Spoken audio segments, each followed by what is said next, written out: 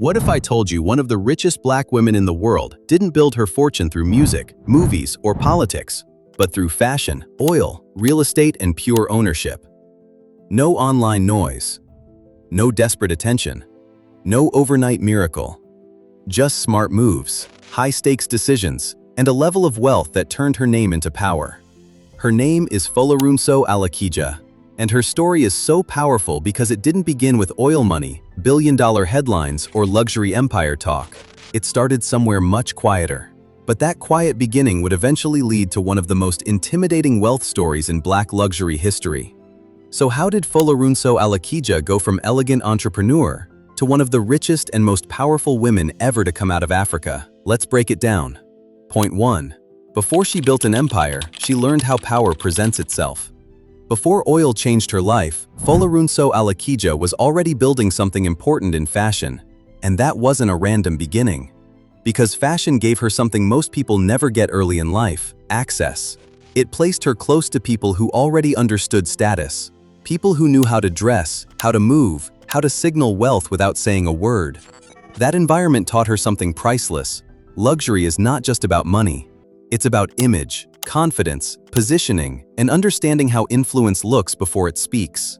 That was her first real advantage. She wasn't just selling style, she was studying power up close.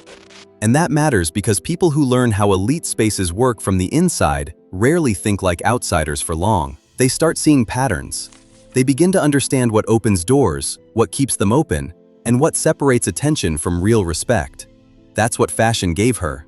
Not just income, not just visibility, a front-row education in how high-status worlds actually operate. And once you learn that language, you stop dreaming about wealth the way other people do. You start preparing for it. But fashion only got her near the room. The next move is what gave her a seat inside it. Point 2. She left a beautiful industry for one of the most brutal ones on earth. A lot of people find one lane that works for them and stay there. Fulorunso Alakeja didn't. Instead of remaining in a glamorous space where she was already respected, she stepped into oil, one of the hardest, coldest, and most unforgiving wealth industries in the world. And that decision changed everything. Because oil is different. It's not soft money. It's not trend money. It's not money built on applause. It's ownership money. It's the kind of industry where one solid stake can change a family's future for generations, but only if you can survive the pressure that comes with it. And that was the real shift in her story. She moved from a business where you earn through service into a world where you build power through assets. That's a completely different level. In fashion, people admire you. In oil, they take you seriously. That's the detail that makes this stage unforgettable. She didn't just switch industries, she switched wealth class. She entered a sector where the rewards were massive, the risks were brutal, and the upside was so huge it could turn a successful woman into a legend.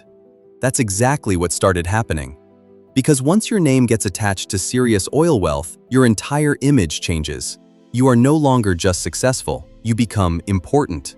But getting into oil was not the hardest part. The real test came after the value became impossible to ignore. Point 3. Touching wealth is one thing, holding on to it under pressure is another. This is where the story stops being elegant and becomes intense. Because once major money shows up, pressure shows up with it. And when Fulorunso Alakeja's oil interests became more valuable, the stakes changed. The atmosphere around that wealth became heavier, tougher, and far more serious. At that level, success doesn't just attract admiration, it attracts tension, scrutiny, challenge, and competition. That's what separates ordinary wealth from real power. The third mechanism in her rise was holding position under pressure, and that is one of the rarest flexes in the world. A lot of people can make one good move. A lot of people can get lucky once, but protecting wealth when the numbers explode, that's different. That's where strength shows up.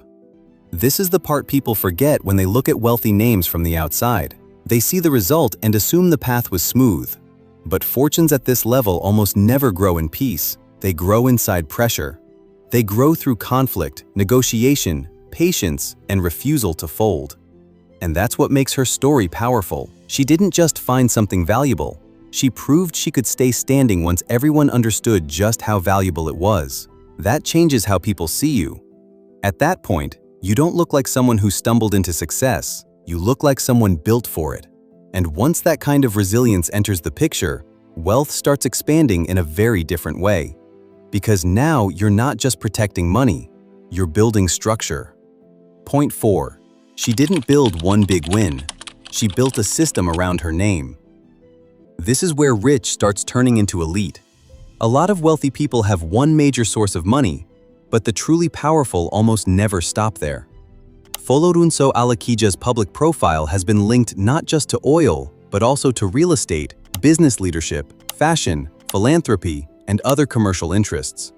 And that matters because one stream of money can make you wealthy, but multiple pillars make you durable.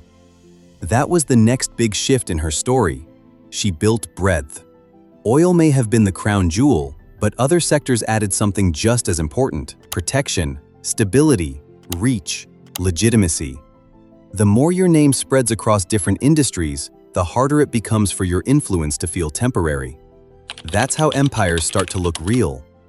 And the memorable part here is simple.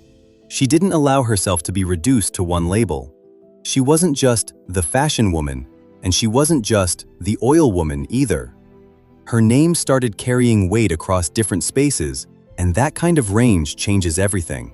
Because once people can mention you in multiple sectors without it sounding forced, your identity gets stronger. Your name starts becoming a structure, and structures are harder to shake than stories. At this point, she had money, reach, and staying power. But money and reach alone do not create legend status. To get there, you need something deeper. You need symbolic power. Point 5. She became bigger than business. She became a symbol. There are rich people everywhere, but symbols are rare. At some point, Fulorunso Alakeja stopped being known only as a businesswoman and started becoming something larger. A figure associated with influence, prestige, leadership, philanthropy, visibility, and high-level status. That shift is massive, because money can make people notice you, but symbolism makes people remember you. That was the fifth mechanism in her rise, turning wealth into meaning.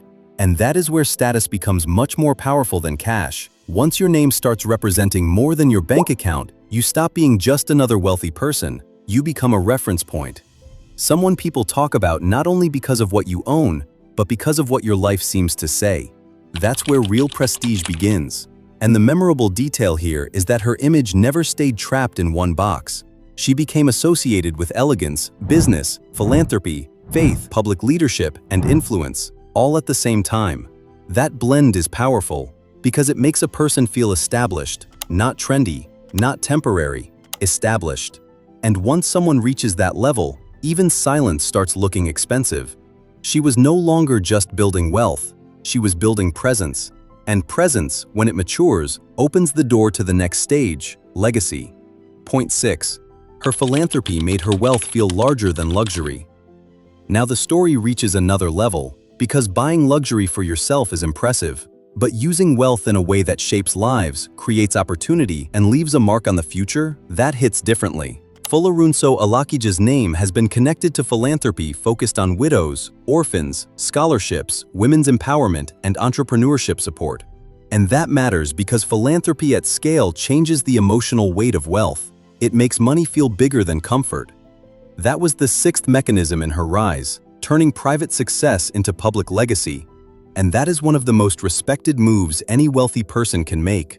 The memorable part isn't just that she gave, it's that her giving helped reinforce her image as someone building something beyond herself. At that point, wealth stops looking like lifestyle and starts looking like reach. It tells the world that your money is not only large enough to serve you, it is large enough to serve causes, communities, and futures. That creates a different kind of respect. People may envy a luxurious life, but they admire a life that can impact others at scale. And that's what happened here. Her wealth did not stay trapped in the language of consumption. It entered the language of legacy. And once a person reaches that stage, they stop looking like a wealthy individual. They start feeling like an institution, which leads to the final level, the point where money, image, power, and permanence all lock together. Point 7. Her real luxury is that every part of her image strengthens every other part. This is the final layer, and honestly, it may be the most powerful of all. Because many wealthy people are strong in one area, but weak in another. Some have money, but no grace. Fulorunso Alakeja built something much harder: alignment. Her fashion background made her visually powerful. Her oil wealth made her financially formidable. Her business expansion made her harder to ignore. Her philanthropy made her more respected. Her public identity gave all of it a face people could remember. That is not ordinary success. That is layered status. Every part of it strengthens the rest. That's what makes her story so compelling. She doesn't come across like someone who simply made money. She comes across like someone who built a world around her name. And that is a much bigger flex. The final insight here is simple. The richest people are not always the loudest ones. Sometimes the most powerful person in the room is the one whose money, image, endurance, and influence all feel permanent at the same time. That's why Fulorunso Alakeja's story lands so hard. Not because it looks glamorous, but because it feels solid. And in the world of luxury, solidity is the ultimate flex. So when people talk about the richest Nigerian women in the world, Fulorunso Alakeja's name keeps rising for a reason. She didn't build her life on noise, she built it in layers. First, she learned the language of status. Then she stepped into ownership. Then she survived pressure. Then she expanded her reach. Then she became a symbol. Then she turned wealth into legacy. And finally, she built the kind of image that feels almost impossible to shake. That is why her story fits Black luxury so perfectly. Because this is not just a story about money, it's a story about access becoming power, power becoming ownership, and ownership becoming legacy. She didn't just become rich, she became difficult to rival. And once a person reaches that level, wealth stops looking like a number, it starts looking like presence. If you enjoyed this video, subscribe for more stories on Black wealth, quiet power, luxury empires, billionaire habits, and the icons who turned success into legacy. Because sometimes the biggest flex is not what someone wears, it's what they own, what they built, and how impossible they are to replace. In the world of luxury wealth, the loudest stories are rarely the most powerful. But the rise of Fulorunso Alakeja reveals something extraordinary. You can build immense fortune not through noise or fame. And if you enjoyed this deep dive into the mechanics of elite wealth, make sure to like the video, subscribe to the channel, and stay tuned, because the next story might completely change how you think about power and money.